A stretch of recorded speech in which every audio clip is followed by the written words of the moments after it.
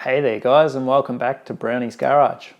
In our last episode we introduced this new car to the garage, a VE Commodore, and established that it could use some work. We managed to fix its overheating issue for free, which still is a shock to me, and even thought we'd fixed the misfire issue for a little bit. Today we'll try to permanently fix that misfire issue, or at very least you'll learn what won't fix it. Hope you enjoy.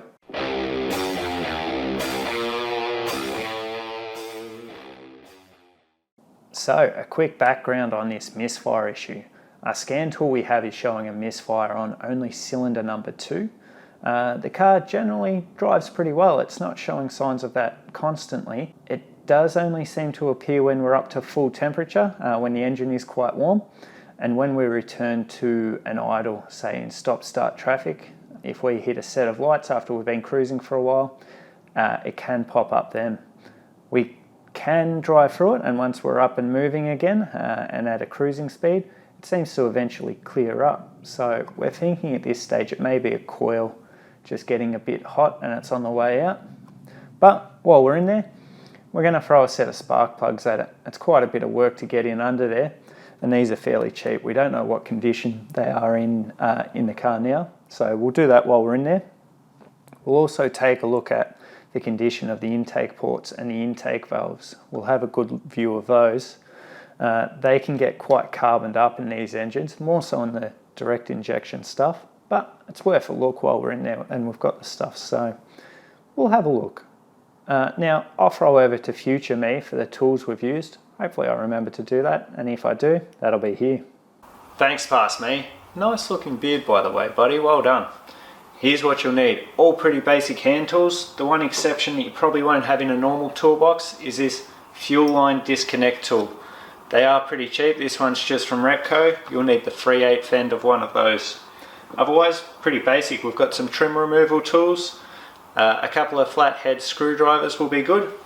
An assortment of sockets, so we've got 7mm just for those hose clamps, 10, 13, 15mm, 19mm if you are doing the intake valves, cleaning those. You'll want to turn the crank with that to close the intake valves while you work on each intake port there. And also a spark plug socket, 5/8 you'll need there. Just some extensions and ratchets. Combustion chamber cleaner, you'll use that, and these flathead screwdrivers if you need to clean the back of those intake valves, just to do a bit of scraping. It can be quite built on there. You'll be fine. You shouldn't do any damage as long as you're not pushing too hard. Scrape instead. A bit of penetrating spray is always handy. I had to use that on the wipers. They were quite stuck and rusted on there. And finally, just a bit of masking tape and a marker is always handy if you think you're going to struggle to remember where something was, wiring connectors, what all they were in, that sort of thing. That's always handy. That's about it. Now, get back to work, past me.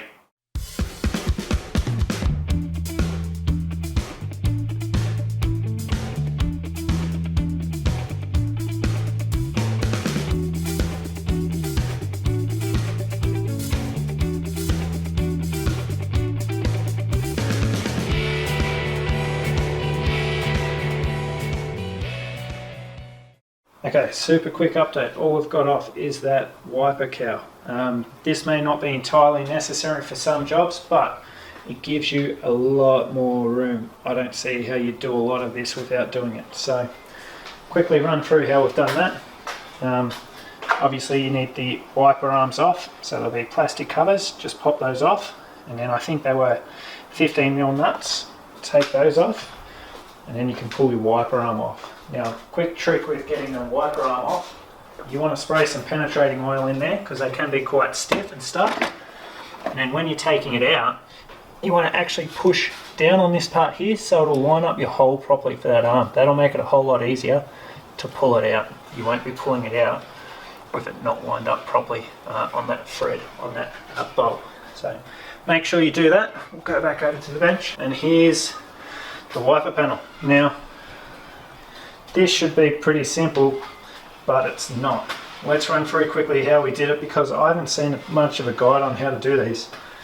So there'll be 6 scrivets in these holes, these little guys here, if I can find them. Just these little guys.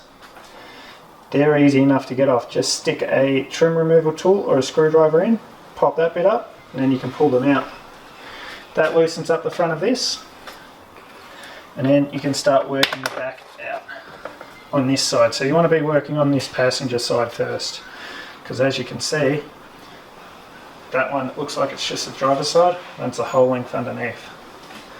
So popping that passenger side off, you'll see clips along the top there. They're right up towards your windscreen.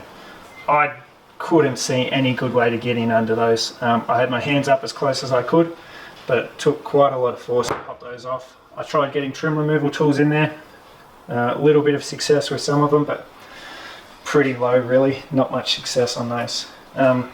Moving on to the driver's side, you want to pop these washer hoses off when you take the wiper arms off, and the main feed is just down here. So this is towards the front of the car.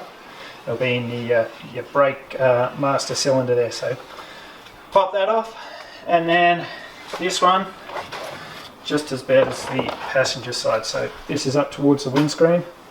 Whole heap of clips again, and these ones are from the passenger side. A heap of clips there, clips everywhere. So it takes quite a bit to pop those out. I've broken a couple.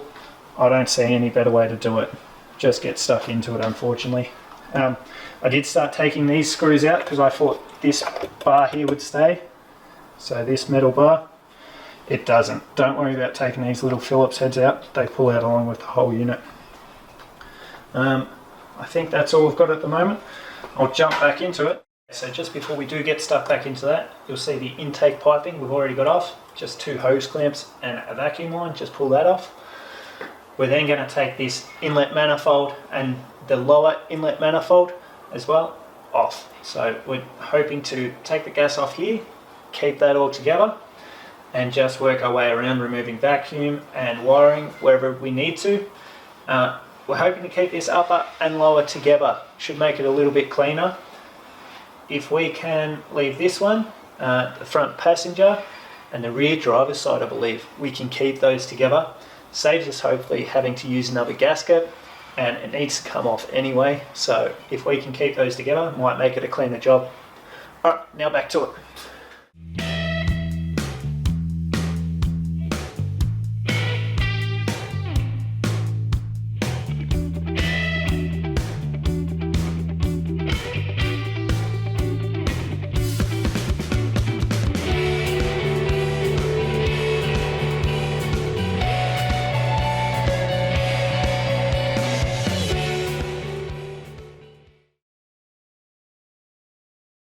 There we have it. The inlet manifolds are off together, both as one piece.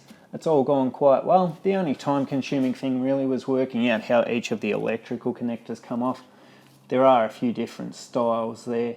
This is the only one that really gave me any problems, as I hadn't seen it before. On this, you have to be mindful of doing 2 things at once. So the other side of the wiring connector that we can't see there at the moment has 2 locating tabs on each side that need to slide out, as you're also sliding out that tab that you can see there. There are traces that it needs to run along, so you need to do these both at the same time. The other thing to note is that doing it this way, the fuel feed will have to come out just using a simple fuel disconnect tool. These are sold at most parts stores. This one's just from Repco, and you need something with a 3/8 end on it. Just goes over your fuel line and pushes into the disconnect. You push this end up into the disconnect. That'll pop your fuel line off, lose a little bit of gas, but that'll evaporate pretty quickly anyway. Now, if you are only doing plugs and coils, you may be better off only removing this top one. It may save you a little bit of work, but if you're on gas, it's probably still just as quick to do both of these together. I don't think you'll save much time either way. The gasket in between this upper and lower, you can get reusable ones. So maybe if you're not sure, just get another one.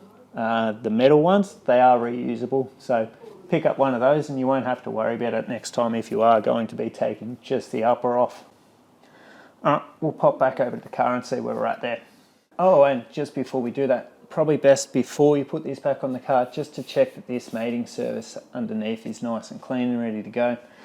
Likewise on the engine side, but I actually won't be moving that gasket off on that engine side. I'll show you now.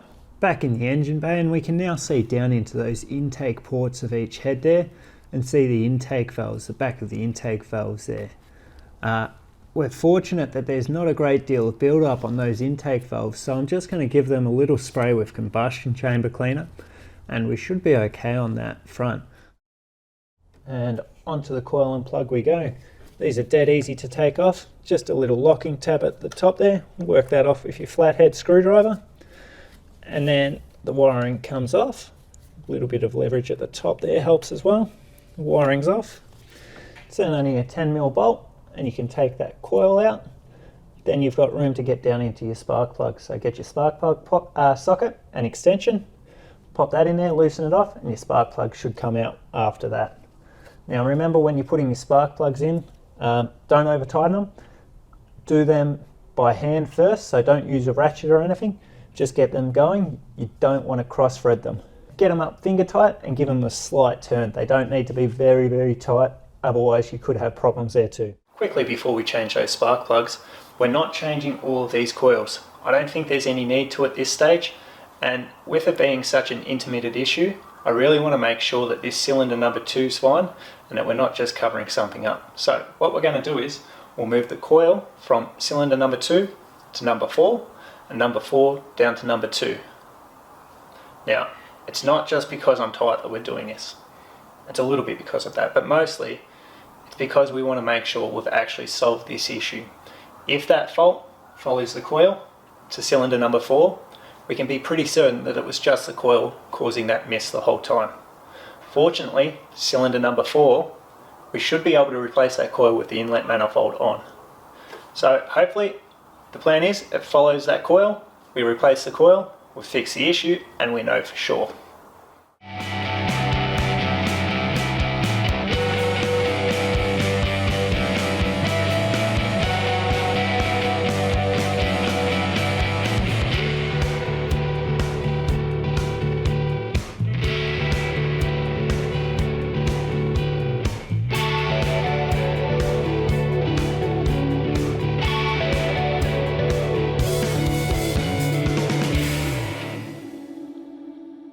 And it's all back together except for all of the wipers and plastic up there, just so we've got good visibility if there's any issues. It really is quite a simple reversal of how you took everything off. Connect your electrical up, connect your vacuum lines up. The only somewhat technical thing is the bolts on top that bolt into the head. I believe the torque on those is somewhere between 20 and 25 Newton meters. Don't go too crazy on those. You don't really need a torque wrench. Just don't go too tight on those. They don't need much. And of course, make sure your fuel line's connected. That's the main one we'll be checking once this starts and runs. So, moment of truth. Let's see if I broke anything else.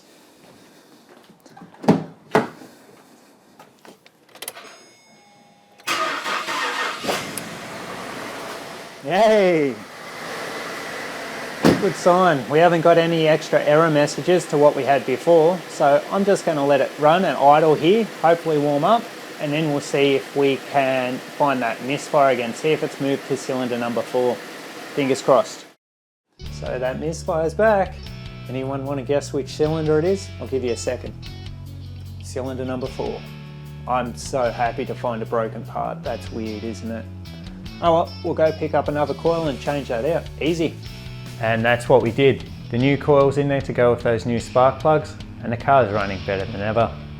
It is still a little rough at times at idle, but it's a high kilometre car that's been run on gas its whole life.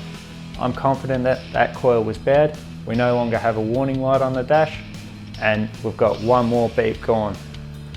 Next up, we'll move on to some of those safety features, I think. So the ABS, stability control, and airbag warnings. If you've enjoyed, like and subscribe. It keeps us going out here in the middle of winter in this freezing cold garage. And thanks for watching. Cheers. Safety features, don't worry about that. Here, I got this. Just put this one here and one over here. And just pop this on, and we're done.